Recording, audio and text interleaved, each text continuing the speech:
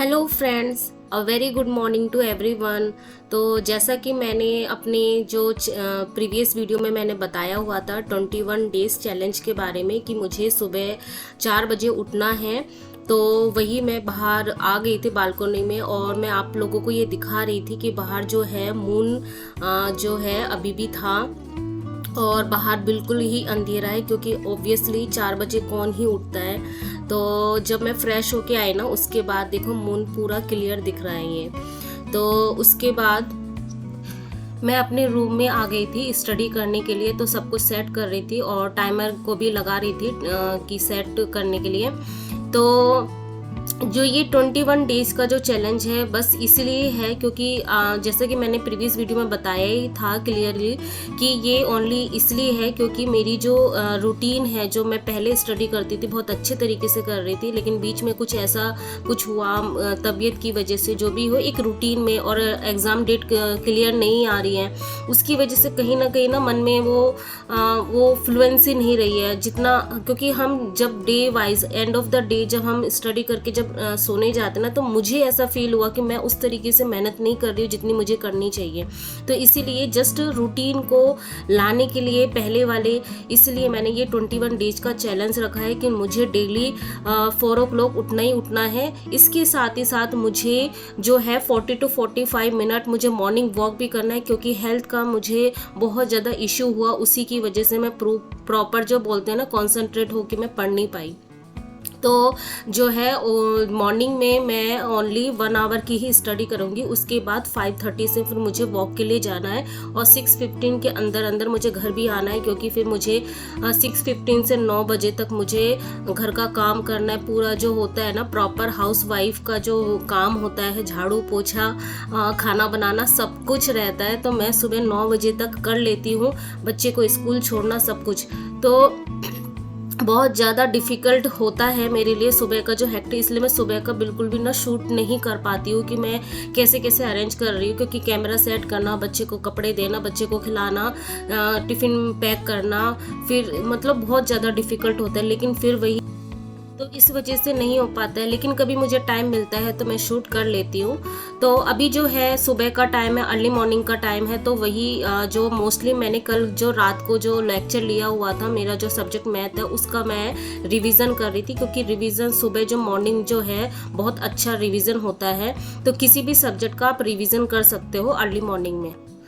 तो उसके बाद जो है 5:45 में हस्बैंड भी वॉक के लिए जाते, तो उनके साथ ही मैं आ गई थी। तो ये तो जस्ट रिटर्न के टाइम पे जो है मैं शूट कर रही थी आप लोगों को दिखाने के लिए। तो उसके बाद जो है मैं घर का सारा काम करके बेटे को स्कूल छोड़ के तब मैं अपना जो है मॉर्निंग वर्शिप करती हूँ। तो ये करते करते मुझे सुबह के 9 बज ही जाते हैं। हेलो, तो आज जो है वेडनेसडे है और आज जो डेट है 18 सितंबर। तो जैसे कि मैंने प्रीवियस वीडियो में बताया हुआ था कि मैं कुछ स्पेशल करने जा रही हूँ। एक्चुअली जो मैं नया जो स्टार्ट करने जा रही हूँ वो है 21 डेज़ का चैलेंज, जिसमें मैंने टारगेट रखा हुआ है कि मुझे सुबह 4 बजे उठना है और जो है 9 आवर्स डेली की स्टडी करना ही है।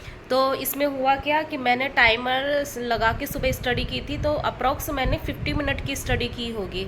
तो अभी मैं आपको दिखाती हूँ मेरे जो टाइमर में प्रॉब्लम क्या हो रही है। क्या आप लोगों के साथ भी वो प्रॉब्लम हो रही है, नहीं हो रही है? क्योंकि मेरे साथ ये प्रॉब्लम हो रही है। अब मुझे बहुत ज़्यादा इरिटेट लग रहा है, मुझे अब ऐसा लग रहा है मोबाइल से ही पढ़ना पड़ेगा, मतलब मोबाइल ही यूज़ करना पड़ेगा टाइमर के लिए। मैं दिखाती हूँ क्या हुआ है। तो हुआ क्या, मॉर्निंग में मैं जब वॉक के लिए गई थी, क्योंकि मैंने अपना शेड्यूल में भी रखा हुआ है कि मुझे मॉर्निंग वॉक भी करना है। तो उसमें हुआ क्या, मैं ये मतलब पॉज नहीं हो रहा था, तो मैंने ऐसे दबा के रखा हुआ था। अब देखो ये सुबह जो 50 मिनट की मैंने स्टडी की वो कंटिन्यू चल रहा है, चाहे मैंने इसको स्टॉप भी कर दिया, मतलब इसको बंद कर दिया, फिर भी ये लगातार चल रहा है। ये स्टॉप भी नहीं हो रहा, मैं स्टॉप कर रही हूँ, ये स्टॉप भी नहीं हो रहा, मतलब ये वर्क ही नहीं कर रहा मेरा। और ऐसे दबा के रख रही तो पूरा बंद हो जा रहा है।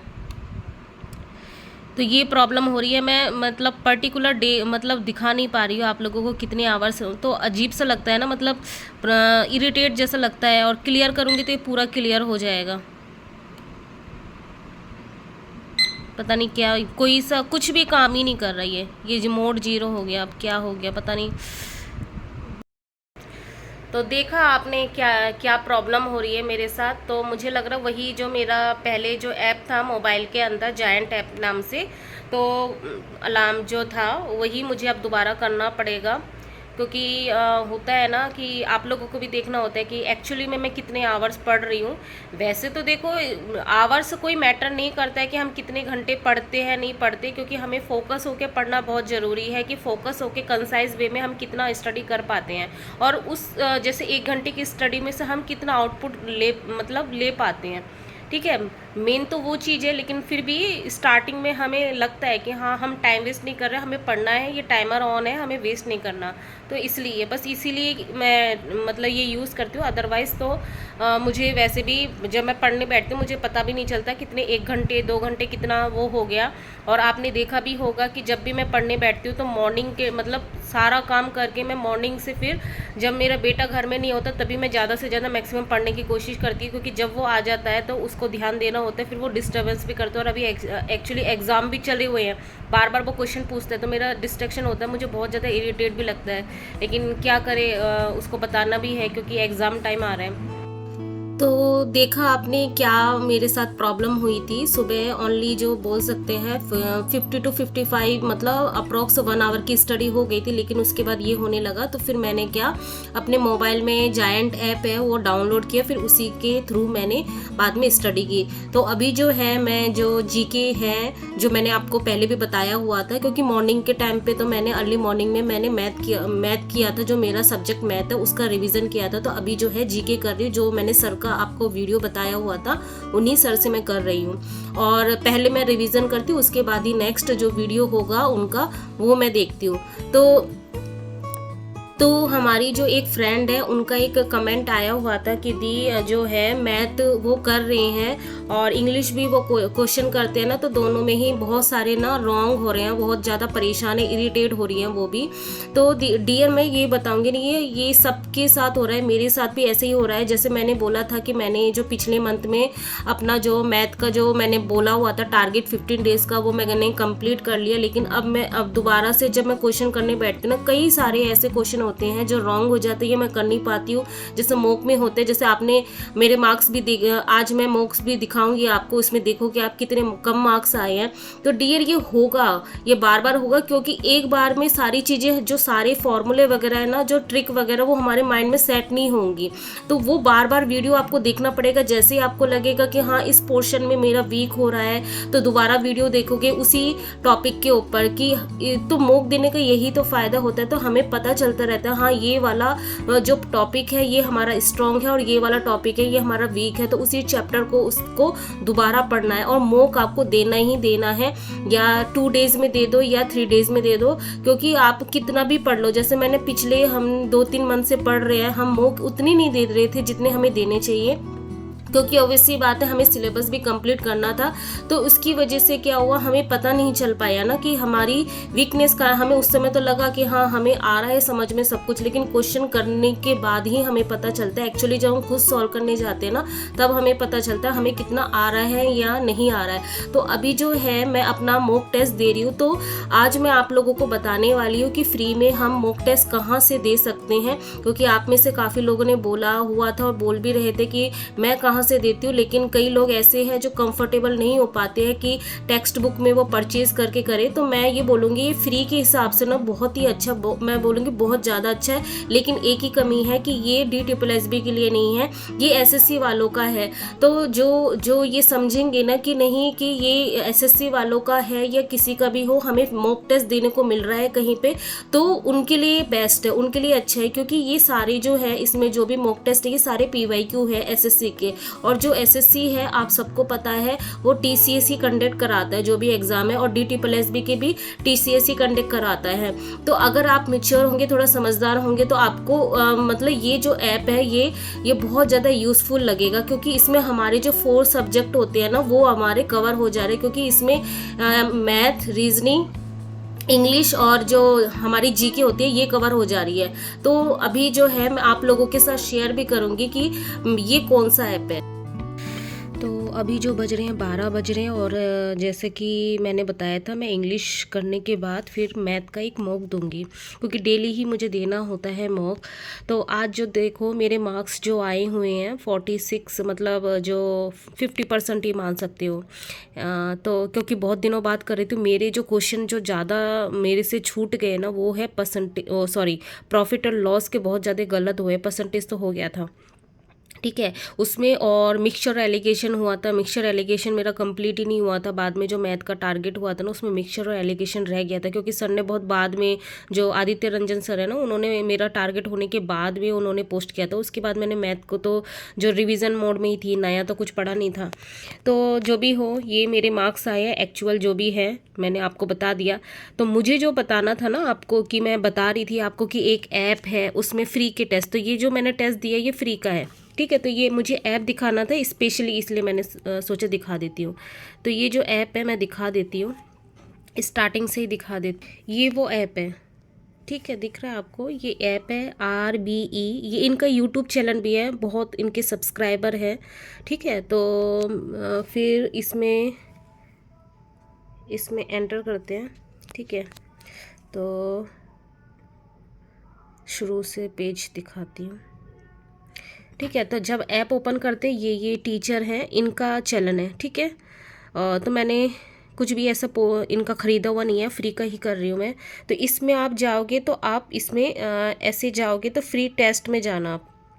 फ्री टेस्ट में ये सारे फ्री के हैं, ठीक है। इसमें हिंदी इंग्लिश सेक्शन वाइज भी है, हम सेक्शन वाइज भी दे सकते हैं, ठीक है। और इसमें मैथ के टॉपिक वाइज भी है, जैसे ये PYQ भी है, ऐसे नहीं कि ऐसे ही रैंडमली मॉक टेस्ट है। PYQ भी है, SSC के जितने भी PYQ होते हैं उन सब के PYQ भी है, GK भी है। अगर अलग से आप देना चाहते हो, सेक्शन वाइज भी देना चाहते हो, तो मैंने जो दिया था शायद ये वाला दिया था, ऐसा कुछ दिया था, है ना। तो इसमें आप सेक्शन वाइज है, तो मैं सेक्शन में गई थी मैथ के, तो इसमें गई थी शायद, हाँ इसमें गई थी। 30 क्वेश्चन थे और 35 मिनट। तो ये मैंने अटैम्प्ट किया था, ये रहा, ठीक है। हिंदी में गई थी मैं, तो ये है, ठीक है। तो ऐसे आप कर सकते हो। इसमें मतलब बहुत है, मतलब फ्री के हिसाब से ना मुझे तो सही लगा।